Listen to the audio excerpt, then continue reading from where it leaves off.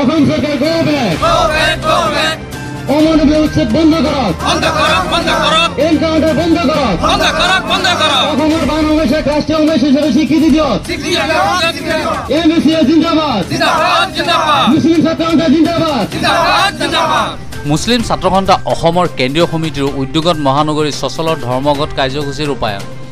11 দফীয়া দাবীৰে মুছলিম ছাত্ৰ সন্থা ৰূপায়ণ কৰে ধৰ্মঘট কাৰ্যসূচী। প্ৰতিবাদীসকলে বিভিন্ন চৰকাৰ বিৰোধী শ্লোগানেৰে সাব্যস্ত কৰে প্ৰবল প্ৰতিবাদ। অমানৱীয় এনকাউণ্টাৰ বন্ধ কৰা, অসমৰ বানপানী সমস্যা ৰাষ্ট্ৰীয় সমস্যা হিচাপে স্বীকৃতি প্ৰদান কৰা, অসমৰ চৰকাৰী অনুষ্ঠান প্ৰতিষ্ঠানসমূহত বহিৰাজ্যৰ প্ৰাৰ্থী নিযুক্তি বন্ধ কৰা, গ্ৰাম্য জিলাসমূহত শিক্ষাৰ্থী অনুপাতে শিক্ষকৰ ব্যৱস্থা কৰা, অসমৰ মুছলমানসকলক ভূমিপট্টা আৰু ভূমিহীনক ভূমি প্ৰদান কৰা, নগাঁও জিলাৰ লাওখোৱাৰ 2 ভাতৃ জলিল উদ্দিন আৰু সমীৰ উদ্দিনৰ এনকাউণ্টাৰ কাণ্ডত CBIৰ জৰিয়তে তদন্ত কৰা, নগাঁও এনকাউণ্টাৰ কাণ্ডত মৃত্যু হোৱা জলিল উদ্দিন আৰু সমীৰ উদ্দিনৰ পৰিয়ালক চৰকাৰে এটাকৈ চৰকাৰী চাকৰি দিয়াৰ উপৰিও পৰিয়াললৈ 20 লাখকৈ নগদ ধন প্ৰদান কৰা, মূল্যবৃদ্ধি ৰোধ কৰাৰ ক্ষেত্ৰত চৰকাৰে অতি শীঘ্ৰে পদক্ষেপ গ্ৰহণ কৰা, অসমৰ বিভিন্ন স্থানত উচ্ছেদৰ ফলত ভূমিহীন গৃহহীন হোৱা বৈধ নাগৰিকক পুনৰ সংস্থাপন কৰক।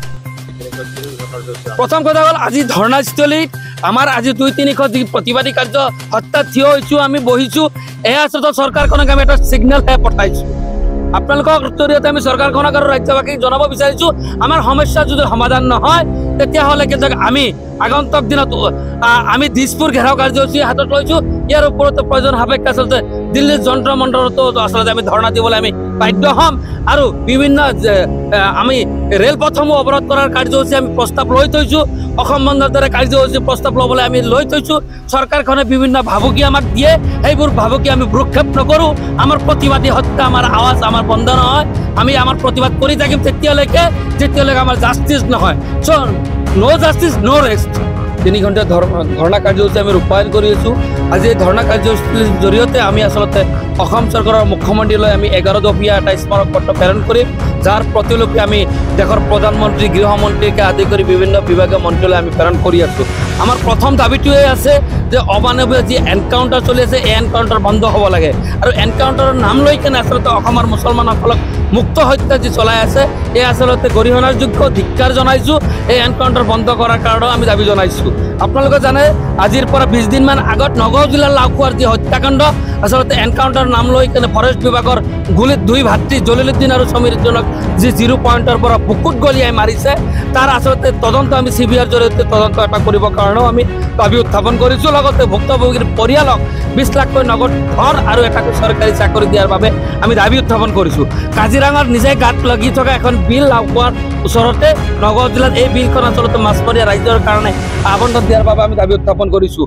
আপোনালোকে জানে অসমখনৰ আচলতে 1/3 আচলতে বানপানীত ডুবিছে আৰু ব্ৰহ্মপুত্ৰই কাল ৰূপ ধাৰণ কৰিছে।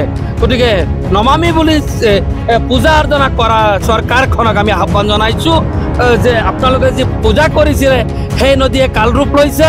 গতিকে এই যি কাল ৰূপ গৰাখহনীয়া, এই গৰাখহনীয়া প্ৰতিৰোধ কৰাৰ কাৰণে অসমৰ বানপানী সমস্যাক ৰাষ্ট্ৰীয় সমস্যা হিচাপে স্বীকৃতি প্ৰদান কৰি বিজ্ঞানসন্মতভাৱে ইয়াৰ সমাধান বিচাৰিছোঁ। তাৰ লগে লগে আচলতে এনৰেগাৰ যি জব কাৰ্ড হোল্ডাৰ আছে, আপোনালোকে জানে যে অসমৰ আচলতে 3 ভাগৰ 2 ভাগ মানুহে জব কাৰ্ড হোল্ডাৰ। গতিকে এই জব কাৰ্ড হোল্ডাৰক 100 দিনলৈকে কৰ্ম দিয়া হয়। আমি এই ক্ষেত্ৰত আমি মুছলিম ছাত্ৰ সন্থাই দাবী কৰিছোঁ কৰ্মস্থলীত তেওঁলোকৰ আচলতে 200 দিনলৈ বৃদ্ধি কৰিব লাগে আৰু দিন হাজিৰা তেওঁলোকৰ 238 টকা আছিলে আৰু 238 টকাৰ পৰা তেওঁলোকৰ বৃদ্ধি কৰি 400 টকালৈকে আচলতে তেওঁলোকৰ হাজিৰা দিব লাগে বুলি আমি দাবী কৰিছোঁ। একেদৰে আচলতে অসমৰ গ্ৰাম্য জিলাসমূহত বিশেষকৈ সংখ্যালঘু অধ্যুষিত জিলাসমূহত আচলতে ছাত্ৰ অনুপাতে বিদ্যালয়সমূহত ছাত্ৰ অনুপাতে শিক্ষকৰ ব্যৱস্থা কৰিবৰ কাৰণে আমি দাবী উত্থাপন কৰিছোঁ।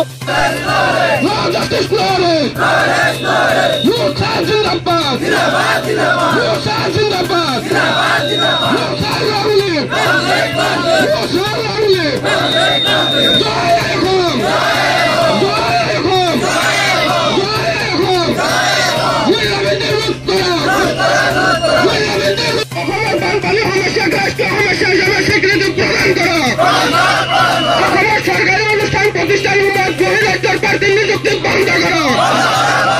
অসমেৰ জেলাসমূহত ছাত্ৰ অনুপাতে শিক্ষকেৰ ব্যবস্থা কৰো। অসমেৰ মুসলমানসকলক ভূমিৰ বৰ্তা আৰু ভূমি প্ৰদান কৰক।